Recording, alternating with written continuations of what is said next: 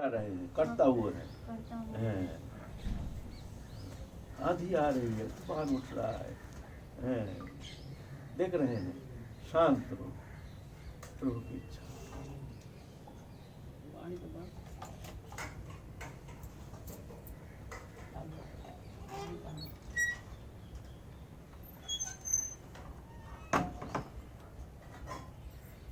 जैसे चाह रहे हैं ऐसा हो रहा है, तो निश्चिंत रहता है। बच्चा जैसे माँ की गोदी में चढ़ करके शेर को भी पाँव दिखाता है, हमारा कोई भय नहीं, हम माँ की गोदी में है। ऐसे साधक किसी भी स्थिति में विचलित नहीं होते हैं। यह है शरणागति, यह है शरणागति। शरणागति सबसे कठिन है। साधन करना, तपस्या करना ये सरल है, जब तक उपासना, ध्यान धारणा आदि जो ये सरल है, लेकिन शरणागति कठिन है।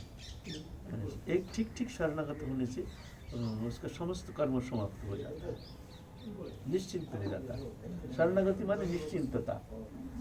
आप जो करेंगे ठाकुर जी करेंगे, उनकी इच्छा जो हो रही है, उनकी इच्छा जो हुई है, उनकी इच्छा जो होगी, उनकी इच्छा जाकर करके शांत स्वाभाविक।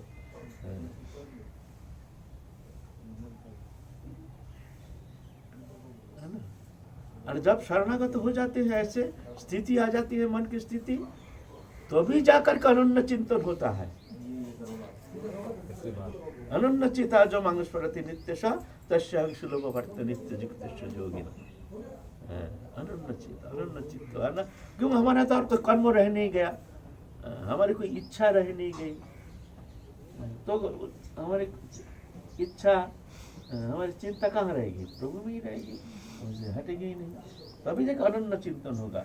अनन्य चिंतन क्यों नहीं होता? नहीं, हमारा समर्पण नहीं, कर्तृत्वपन है।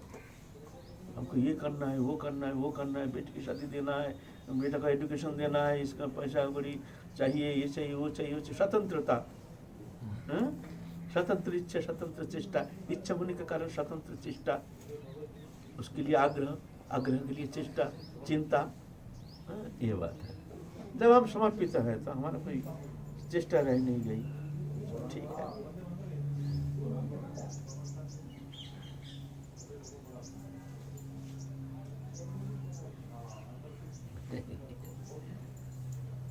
बाबा जी कैसे कहूँ मन की कहानी, लागे से दुनिया सुहानी, तेरे चरणों से दूर रहना आदत है इसकी पुरानी। इसको कैसे सुन रहे? क्यों नहीं सुनेगा? धीरे धीरे जब ठोकर खाते हैं तो जाके धीरे धीरे समझ में आता है जो हमारे चेष्टा के द्वारा कुछ होगा नहीं, कुछ होने वाला नहीं है। अर्जुन को गीता में भगवान ने बहुत उपदेश किए हैं, कर्मयोग, ज्ञान योग, सांख्य योग आदि कितना योग उपदेश किए हैं। आखिर में जा करके भगवान कुछ अलग कहते हैं। जिश्चर सर्वभूतानि हृदय अर्जुन तिष्ठति भ्रमयान सर्वभूतानि जंतुर्धनि माया। भगवान सबके हृदय में रह करके माया के द्वारा पुतला जैसे नाचा रहे हैं अर्जुन, तुम्हारी चेष्टा के द्वारा कुछ होगा नहीं, तो क्या करेंगे? बोले तभी वह शरणं गच्छ सर्वभाव न भारत। सर्वत भाव से कायमन वचन से तुम शरणागत हो जाओ। तत्प्रसादात, तुम्हारी चेष्टा से कुछ होने वाला है नहीं। तत्प्रसादात, उनकी कृपा से जो भी तुम कुछ प्राप्त करोगे तुम्हारी चेष्टा से होने वाला है नहीं। तत्प्रसादात परम शांति स्थान प्राप्त, परम शांति पद को तुम प्राप्त करोगे। तो पहले अभिमान रहता है, जीव समझता नहीं है, जीव को ये बोध नहीं होता है जो कर रहे हैं प्रभु कर रहे हैं, जो हमारे अंदर इतना ताकत है, इतना शक्ति है, इतना ये है, हम कुछ नहीं कर सकते हैं। तो ये अभिमान रहने के कारण कहते हैं कर्म करो, जो करो, ये करो, तपस्या करो। आखिर में जब हर तरह से हार जाता है जीव, तभी जा करके शरणागति आती है। तो अर्जुन को फिर भगवान आखिर में उपदेश कर रहे हैं।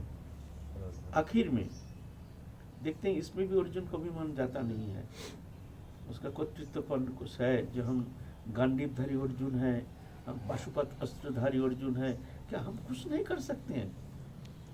थोड़ा सा अभिमान उस समय भी था। तो भगवान देखते इसका अंदर और भी अभिमान अभी भी है, तो कहते हैं मच्चित्त सर्वदुर्गानि मत प्रसादात् तरिष्यसि अथ चित्तम अहंकारात् न सृष्यसि विनश्यसि। अर्जुन, तुम सिर्फ चित्त वृत्ति में हमको धारण करके रखो। बच्चा जैसे माँ को धारण करके निश्चिंत हो जाते हैं, इस तरह से तुम हमको चित्त वृत्ति में हमको ही धारण करो। मच्चित्त सर्वदुर्गानि मत प्रसादात् तरिष्यसि, समस्त दुर्गति से मेरी कृपा से तुम पार लगा दोगे, तुम्हारी चेष्टा से होने वाला है नहीं। ये रणभूमि, ये विशाल रणभूमि, इसमें विजय प्राप्त करना तुम्हारे द्वारा संभव नहीं है। मत प्रसादात् तरिष्यसि, मेरी कृपा से तुम पार लगा दोगे।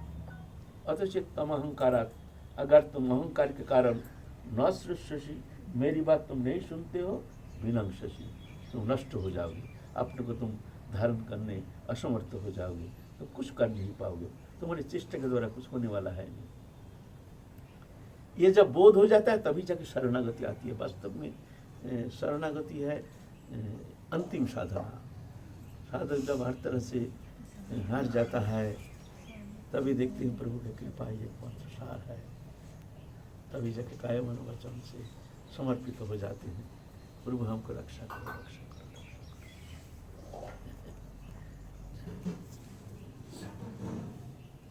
है ना दीदी? पर हम तो कुछ जानते नहीं हैं। नहीं महाराज जी, आप कृपा कीजिए हमारे ऊपर। हम तो मूर्ख हैं, लेकिन फिर भी जैसे उनको जैसा विदित करा है ऐसे ही हम ये शब्द व्यक्त करेंगे।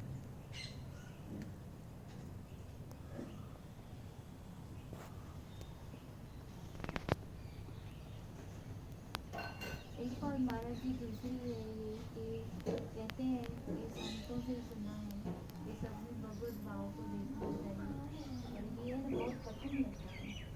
कठिन तो है, ये है, और ये मूल जड़ तो है। वहाँ कोई भी साधना करो, कोई भी भजन पद्धति अपनाओ, लेकिन यहाँ तो कोई मतभेद है ही नहीं। सब में प्रभु है जान करके सबको आदर करो, सबको सम्मान करो। वो सबको स्थिति नहीं इज्जत होती करो, है? वो स्थिति आ नहीं रही। आ नहीं रहे, लेकिन चेष्टा में कोई त्रुटि नहीं रहनी चाहिए। चेष्टा मान लीजिए आपके प्रति हमारे दोष दृष्टि आ गया है, क्या कोई कारणवश हम असंतुष्ट हो गए हैं, उस समय विवेक के द्वारा विचार करना चाहिए कि उनके अंदर प्रभु निवास कर रहे हैं। प्रभु के शास्त्र में ऐसे कहे हैं, किसी को हिंसा नहीं करना, किसी को द्वेष नहीं करना, किसी को अपमान नहीं करना, मत प्रयास करो। तो मांग सर्व श्रीमद् भागवत में कहते हैं, अथो मांग सर्वभूतेषु भूतात्मनां कृतालयम् अरहय दानवानभ्यं मैत्री अभिज्ञान चक्षुषा। अथो मांग सर्वभूतेषु, सब जीव, शरीरधारी जितना प्राणी है, भूतात्मनां कृतालयम्, उसमें आत्मा रूप में मैं कृतालय माने शरीर बना करके मैं ही निवास कर रहा हूँ, और कोई नहीं है, मैं ही निवास कर रहा हूँ उस घट में। अरे दान मानभ्यं मैत्री अभिज्ञान चक्षुषा, दान मान उपहार के द्वारा सबको प्रसन्न करो। अभिज्ञान चक्षुषा, हमसे और उनके भीतर जो बैठे हैं अभिन्न दृष्टि से तुम देख करके उनको सम्मान करो, कम से कम मन ही मन में सम्मान करो, है ना? ये शास्त्र का मूल जड़ है। ये अभ्यास करना पड़ता है, चिंतन करने का आवश्यकता है। सबको मन ही मन में प्रणाम करो। कभी दोष दृष्टि आ जाए तो समझना चाहिए हमारे कमी के कारण हम दोष दृष्टि दिख रहे हैं, ये हम में कमी है, ये कमी को मिटाना है। फिर प्रार्थना करनी चाहिए प्रभु से, प्रभु हमारे दोष दृष्टि तो मिटा दो, हमारे चित्त वृत्ति को तुम निर्मल कर दो, सबके भीतर तुम निवास कर रहे हो, ऐसे बुद्धि वृत्ति दो जो ऐसी भावना हमारे अंदर आ जाए, ऐसे प्रार्थना करनी चाहिए। फिर प्रभु कहते हैं ददामि बुद्धि योगं तं येन मां उपजानति, मैं बुद्धि देता हूँ जिस बुद्धि के द्वारा फिर वो निकाल जाता है, हमको जान जाता है। ऐसा है, सहज तो है नहीं, सहज होने से तो साधन सरल हो जाता, सहज हो जाता। यहाँ हम अटक जाते हैं, आगे बढ़ नहीं पाते हैं। क्यों? ये कमी के कारण। ये कमी को मिटाना ही तो साधना है। साधना क्या? साधा माने साधा माने प्रैक्टिस, साधा माने प्रैक्टिस करना। बहिरिंद्रिय और अंतरिंद्रिय, अंतरिंद्रिय मन है, मन को संयमित करके, समझा बुझा करके संयमित रखने का चेष्टा, ये अंतर इंद्रिय संयम। और बहिर्ंद्रियों, बाहर में हमारी इंद्रिय वृत्ति जो विषय में भाग रहा है उसको संयमित करने का चेष्टा, ये साधना। एक साधन, एक भजन। भजन है गुरु प्रदत्त नाम, जप तप ध्यान धारणा उपासना, गुरु प्रदत्त जो विषय आपको बताए गए हैं, यह है भजन। और साधना है बहिर्ंद्रिय संयम, मन इंद्रिय को संयमित करके भगवत चरण में लगाने का चेष्टा, अंतर इंद्रिय संयम, मन को संयमित करने का चेष्टा। ये तो साधना का अंग है। भूल तो हो ही जाएगा, कितना हुआ है और कितना होगा कोई ठिकाना नहीं। हम अभी कह रहे हैं, हम तो आपके सामने बड़े बड़े बात कर रहे हैं, हमसे लाखों भूल होता है, हो रहा है, क्या करूं, निर्लज्ज होकर हमको कहना पड़ रहा है, भूल हो रहा है, कोशिश कर रहे हैं, लगे प्रार्थना करते हैं। आप लोगों का कृपा से हो सकता है, ऐसा नहीं है, लेकिन ऐसा नहीं है पीछे हटने से होगा नहीं, तो हमसे होगा नहीं, होना ही है, हमको चलना ही पड़ेगा, किसी भी कीमत पर हमको पहुंचना ही पड़ेगा।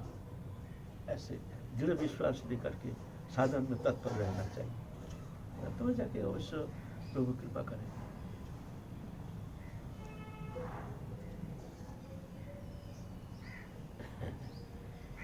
अच्छा बैठिए। हाँ, हम लोग प्रसाद नहीं पाए तो बन जाएगा आधा घंटा।